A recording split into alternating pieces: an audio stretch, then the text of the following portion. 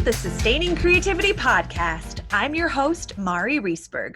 Over the past several years, I've combined my degrees in acting and somatic psychology to share my sustaining creativity techniques with performers, and now I've decided to share it with a bigger audience that includes you.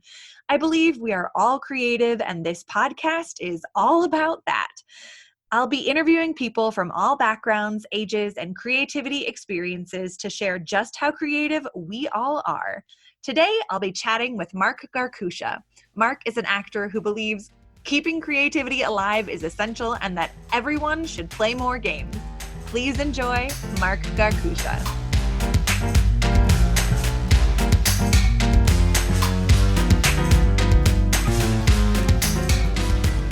Welcome to the Sustaining Creativity Podcast. I'm here today with Mark Garkusha. He and I went to college together, the Hart School in Hartford, Connecticut, and we have been friends for 20 years. Yeah. Which is a really long time. Thank you so much for being willing to chat with me about creativity. And why don't you let everyone know who you are and what you do? Absolutely. Oh, first, thank you so much for having me. That's really wonderful to be a part of this. I'm a voiceover actor by and large. Well, I mean, I'm a regular actor, but most of the work I do is voiceover. I do a lot of commercial work, which I love doing. I really enjoy doing voiceover work and the ability to kind of do stuff that you might not be able to do live. Kind of get into different characters and things like that. That's pretty much what I do. Do you have a favorite voiceover piece that you've worked on? Man, one thing that springs to mind immediately was a campaign I did for Peloton, the exercise bike. Oh, the bike. The score was Hey Ho, Let's Go, the Ramones. Uh-huh. So I got a lot of mileage out of that, saying that I collaborated with the Ramones, kind of, in a way. Yeah. Nice. And you live in New York, but you're originally from North Carolina? Yeah, I mean, I moved around a lot. I was born in DC, but we moved to New York when I was 3, and then we moved to North Carolina when I was 13. Okay. And then, so Eastern Seaboard mix, basically. And New York has been home again for 15 years. Really? 15? Yeah. Holy hell. Okay. Yeah, wow. I guess I left in 2007, so that would make sense. Yeah. What does creativity mean to you? Creativity to me is like it's both a kind of an outlet and a recharging thing, I guess. Yeah, so it's like an outlet and also like an electrical outlet where you can get a charge from. It's like two different types of outlet. But I don't know. I feel like it's just such a part of life. It's such an integral it flavors every single part of life, I think. Where do you notice it most in your life, creativity? I guess in acting, of course, like that's the simple answer, I think. But in just like any kind of interaction with people, you're always kind of like looking for different ways to like reach people and communicate your ideas and help yourself to understand other people's ideas. It's like any like natural function of human life. It's always there. It's always running. Do you feel like even though it's always there, that there are times where you like lack creativity or have lost creativity? Yeah, of course. I think there's a lot of different ways that can happen. Like anything from working on a project and kind of like being shoehorned into something like specific, or like I can think of like projects where like we've been doing like fun kind of like, you know, acting fun kind of like an ad campaign or something where we're going like in a fun direction and we're doing like fun cool stuff, and we're kind of like stretching the boundaries of what, you know, this particular commercial is. And then like I'll be having fun, the director's having fun, we're all having a good time, and then like we'll get notes back from the client and they're like, yeah, we don't want to do that fun stuff, we want to just, you know, just keep it real, concise, and like, you know. So what is it like to have to be creative within the boundaries of a client's vision? I think it's, you know, it's like anything. You can kind of like let the boundaries hamper your creativity, or you can kind of try and like let your creativity expand to fill up the boundaries, you know, like, you know, it's like we've been watching a lot of Chopped during our quarantine. And listening, please feel free to sponsor us.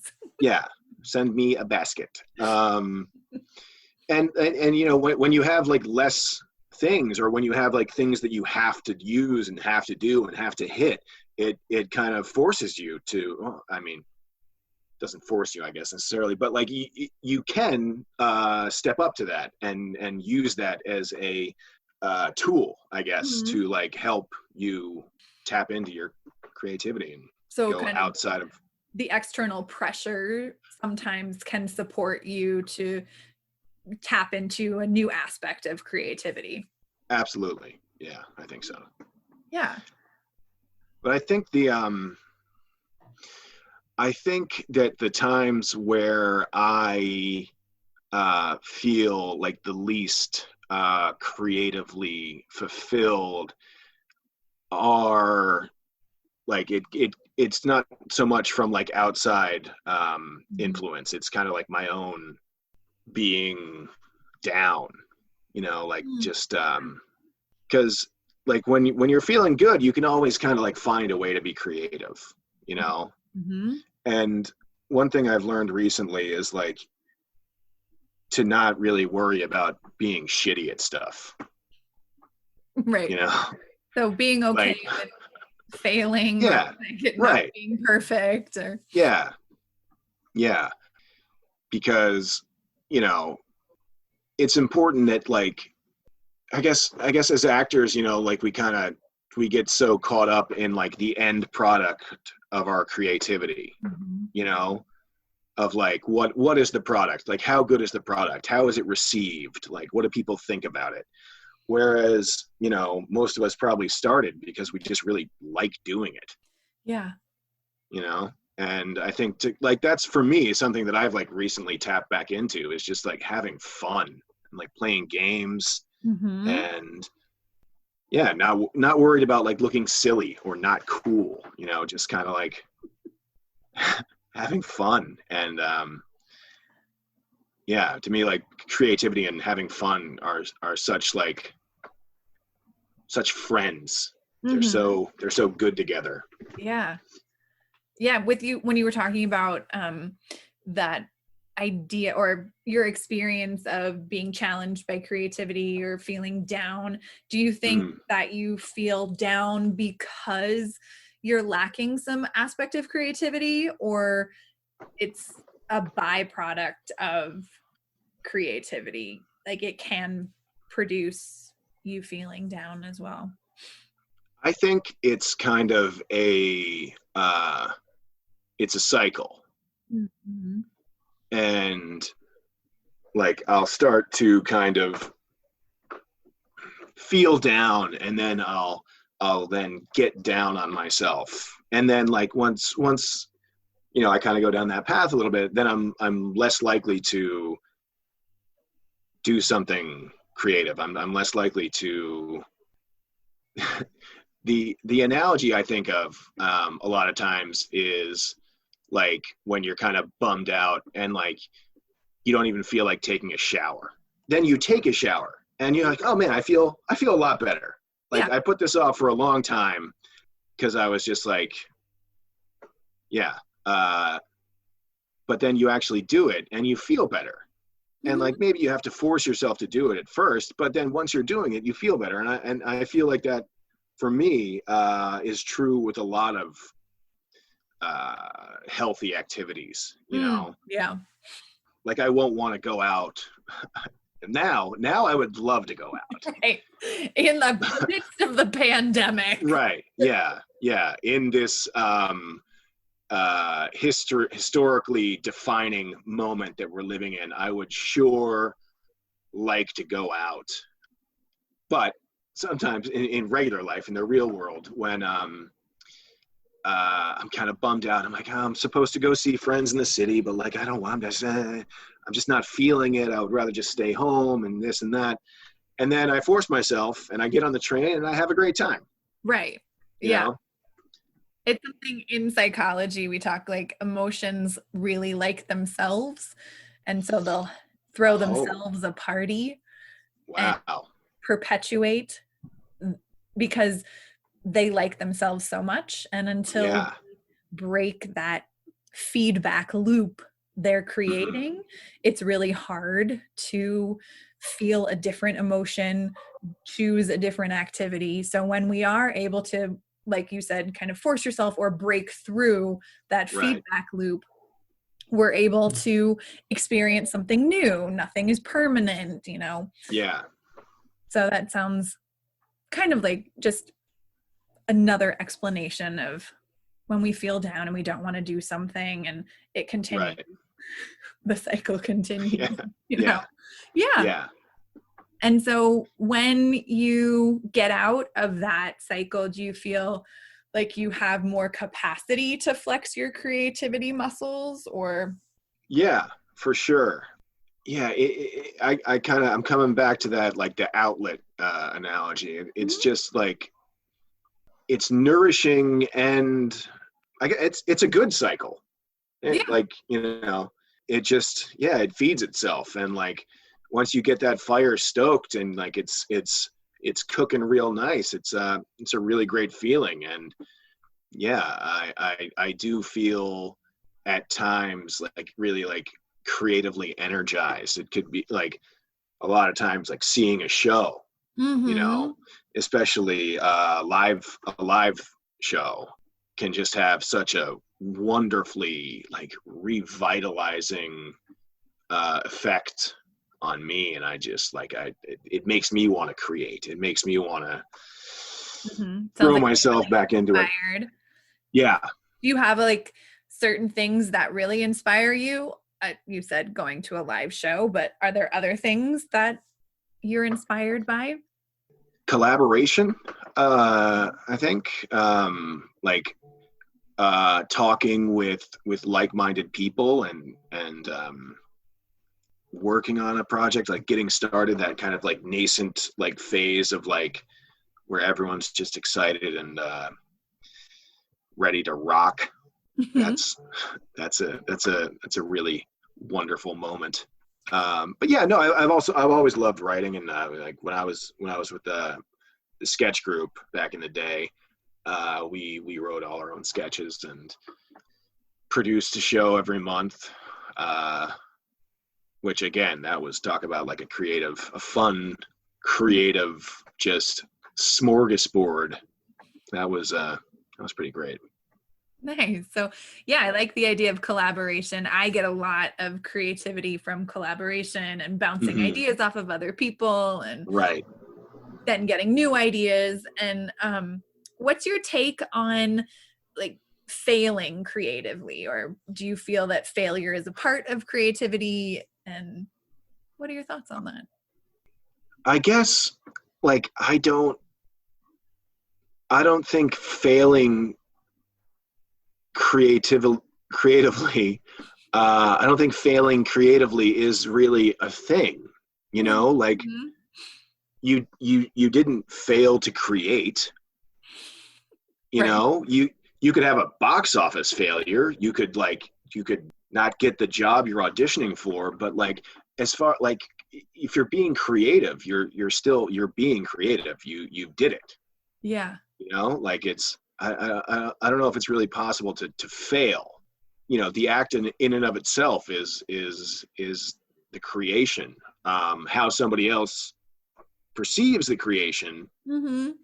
is another story, but Or maybe it didn't live up to your expectation or oh yeah, something like sure, that. yeah, I think there yeah, are times where we have high expectations for some way the project is going, and then all of a yeah, sudden the rug gets pulled out and we're like, oh no, that was totally crap. Or yeah.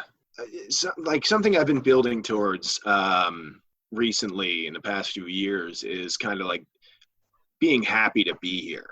mm-hmm. Like just trying to like always be happy to be here in work, in life, like just we're in a pretty great place, like and just like be happy for the opportunities that you have. And like if I feel like if you have that like kind of in your heart, it's a lot easier to live in that, and you're not so worried about failure or whatever if you're already happy to be where you are. Right. Or you don't see that if something doesn't work, you don't call it a failure. You learn something from it and you're going to keep moving Absolutely forward. Was there like a time in your life that something switched for you, that you can come at life or projects from that place of like, I'm just happy to be here? Was it different before? Yeah, I think it was kind of like a conscious effort that I made, or I've been trying to make, and like I'm trying to like continue to make that effort to be grateful and Mm-hmm. to recognize like the opportunities that I have. And but I can't think of like something specifically, but I do believe that it was like a conscious effort. Mm-hmm. And like you just kind of have to keep making that effort to say like I am happy to be here. Mm-hmm. It's sometimes it's easier than others, but like do you notice I think like when you're able to say I'm happy to be here, it shifts your experience of what you're doing? yes I do believe that kind of like having that mindset feeds itself. And one of the studios I record in, the technician has a neon sign that says work hard and be nice. And like I think like those are like the two best pieces of advice that really anyone can adhere to, and I think that goes hand in hand with like being happy to be here. Yeah. Like if you're happy to be there, then you're going to be nice and you're going to work hard. I like the work hard and be nice sentiment. I think it's so great. And I think it's really hard sometimes. I know that there have been times where I'm in a really crappy space and it's really difficult to kind of pop out of it or find what I'm grateful for in that moment. And it takes me recognizing, or even someone else pointing it out, like maybe you should take some time and figure out what's going on before you re-engage here. Yeah. It can be a challenge. What's your earliest memory of experiencing creativity? I was a really adventurous liar. Oh. Yeah. Not what I was expecting you to say at all. I mean, like when you're little, like you kind of, I don't know, like, I don't know if I really like understood the difference between like lying and telling a story. I remember one time I told my kindergarten teacher that we had gone on a vacation to Italy. And I like had this whole, story about it and where we went and who we saw. And when she asked my mother to like if I could like bring in pictures and stuff to show, my mother said, no, we're we're going to Italy in a couple months, but like, no, we haven't been there. And I was just lying about it. And I don't know why. It wasn't malicious or anything, but like, I guess I got wrapped up in telling a story. Mm-hmm. How old? You said kindergarten. So what were you? Yeah. 5, 6? Yeah. Okay. Yeah. But as far as like more legitimate creativity, I don't know. I think lying is pretty legitimate creativity.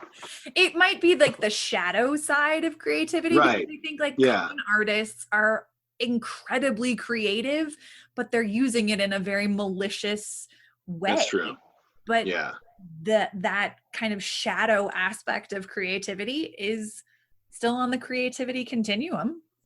as we get older, I feel like we become more self-conscious, and we kind of lose that like desire to play games.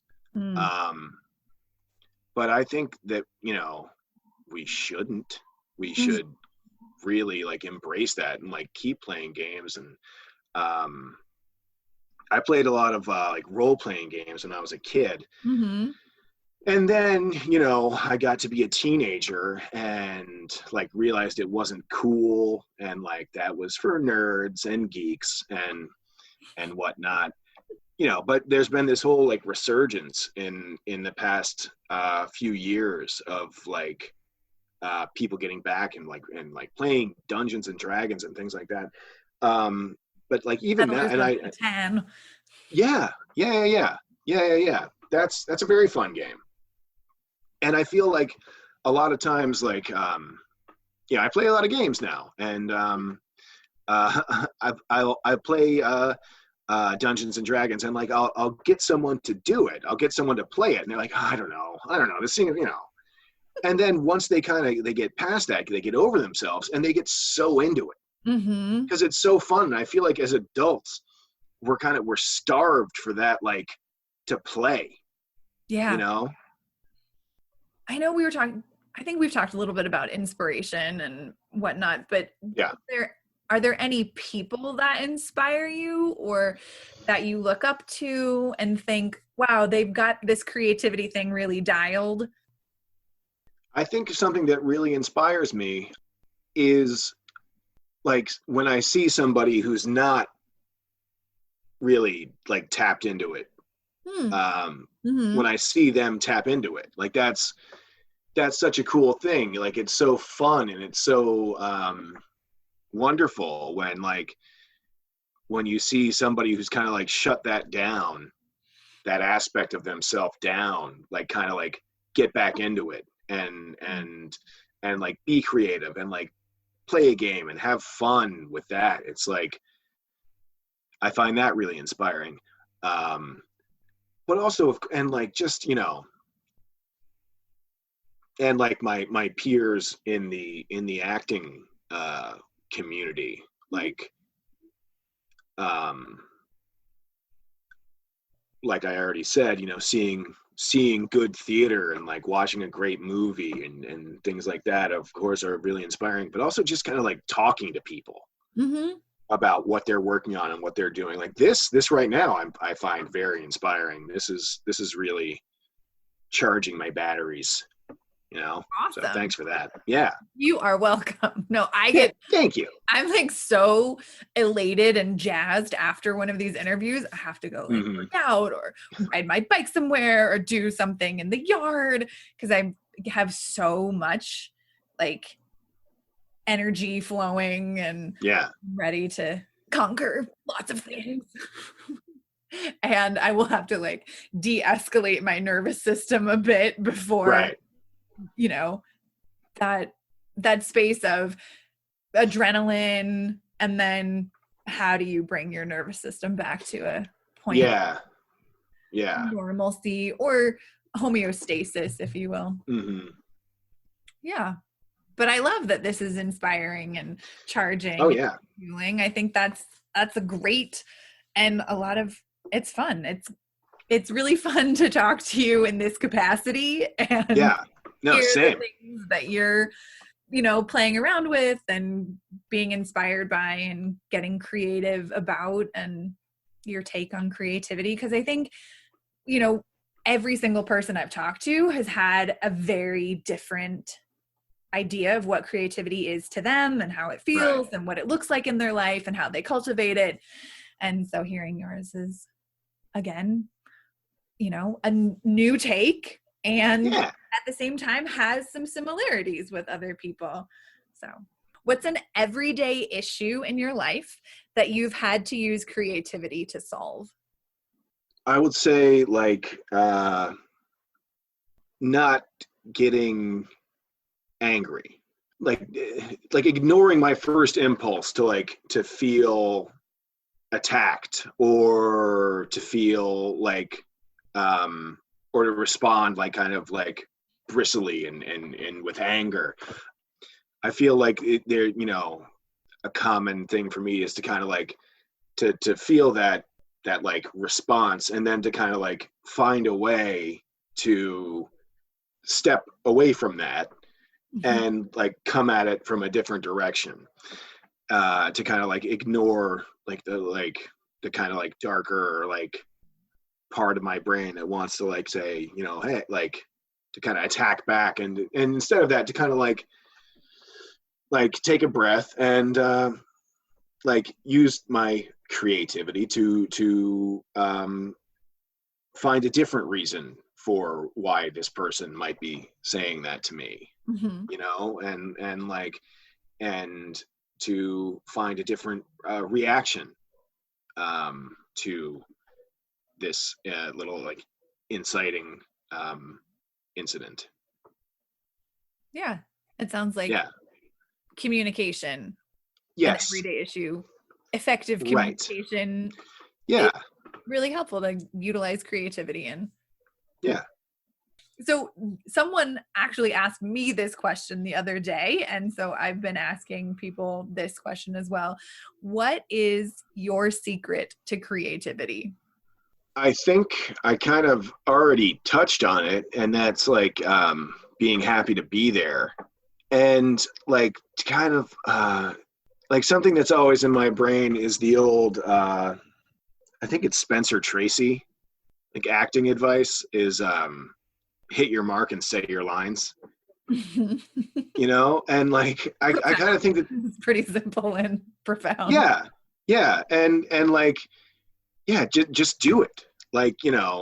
If you want to be creative, don't spend a lot of time thinking about how you're going to be creative. Just be creative. I like that. Give yourself permission. Right.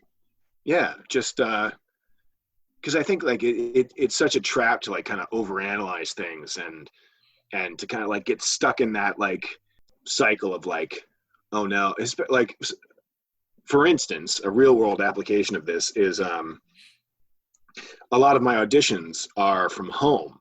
So I record them and then I edit them.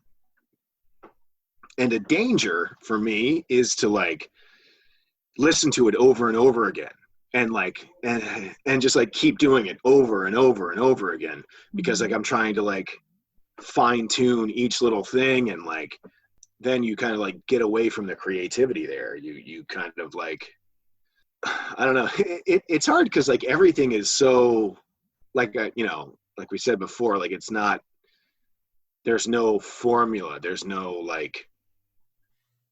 plug in X and get Y. It's the line between under preparing and over analyzing is always in flux. But yeah, just give yourself permission, just do it. Just start doing it.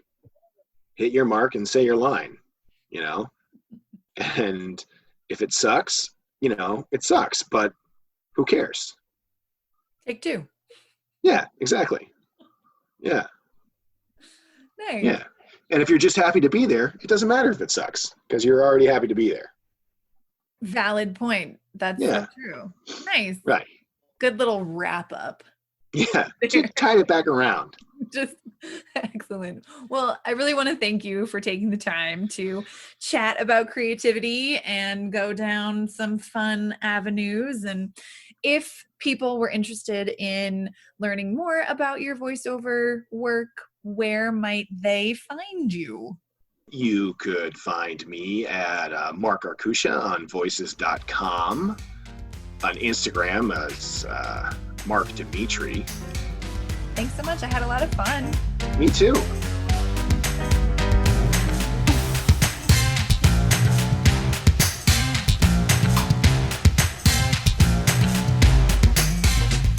Thanks for listening to the Sustaining Creativity Podcast. We'd love to keep in touch, so like us on Facebook and Instagram. We are Sustaining Creativity.